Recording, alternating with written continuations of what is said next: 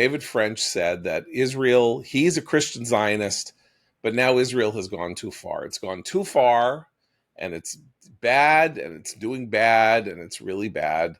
And they're deliberately engineering a famine in Gaza for political purposes.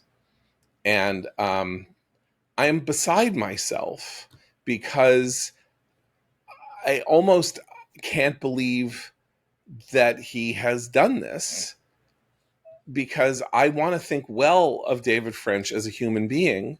And I don't know how well I can think. This is not a matter about which I believe that you can say that Israel is deliberately trying to kill children for its own evil political purposes and Bibi Netanyahu's political career. Something, again, that like my sister wholeheartedly and unreservedly supports, though she has, as I said, a son who spent 200 days in Gaza in his late 30s defending his country. And I can't, the cognitive dissonance that I've been experiencing is very, very painful. And I'm only making this personal because, I spent an hour writing an email to David that I have not sent. I don't know if I'm going to send it, but I will say this one thing. And it is that 7 or 8 years ago, our former colleague, Sohrab Ahmari, I think actually while he was working here, began attacking David French, who defended the infamous Drag Queen Story Hour, efforts to shut down Drag Queen Story Hours on the grounds that these were assaults on free speech. And Sohrab said this was David Frenchism. It was all a form of trying to look ideologically pure about your issues, when what mattered wasn't the purity of the issue, but the effect of the policy that you were defending, and that this was all a tribute to his own personal virtue, and that he was, preening rather than, being serious about the threat that was posed by this radical effort to redefine personhood and gender and the family and what children should learn and all of that. And I defended David against Sohrab, both personally to Sohrab and then elsewhere, on the grounds that David was a free speech advocate. That was basically his major job, had been his major job before he was a journalist, and that this is, this was a view that should be understood or reckoned with, even if you disagreed with it, and to condemn somebody for holding it was an injustice. This was on the spectrum of available proper opinion.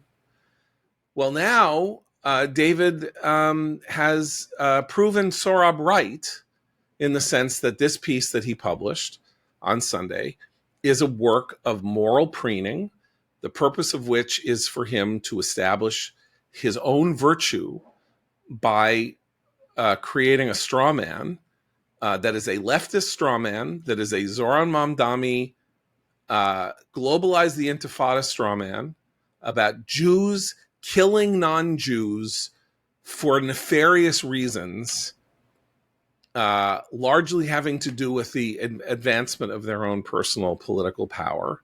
And what's even more horrifying is, of course, that because this involves Jews now, Sohrab Ahmari and David French are now allies, because Sohrab has spent the last 2 weeks turning from what I would call a Zionist position to an anti-Zionist position in record speed, in land speed.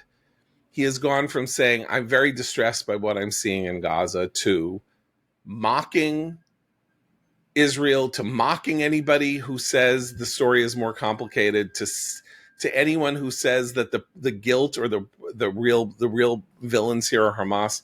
And I'm going to finish up by saying this: every single death, injury, second of suffering that has taken place in Gaza since October 7th is morally on the hands and in the head and on the souls and on the shoulders of Hamas.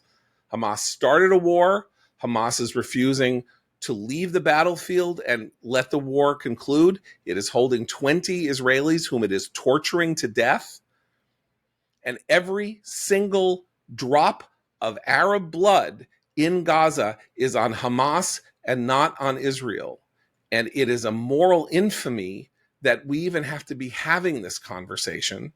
And it is extraordinarily disappointing to have old friends turn into new enemies.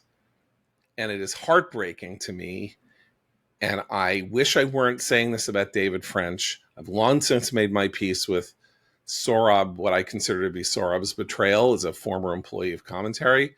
But David is a slightly different story, and shame on him. And I hope that the better angels of his nature will recapture his spirit. But the rewards that he has garnered for taking this kind of turn, I think, are probably too great and too socially acceptable for him to revisit the evil that he did yesterday in the New York Times.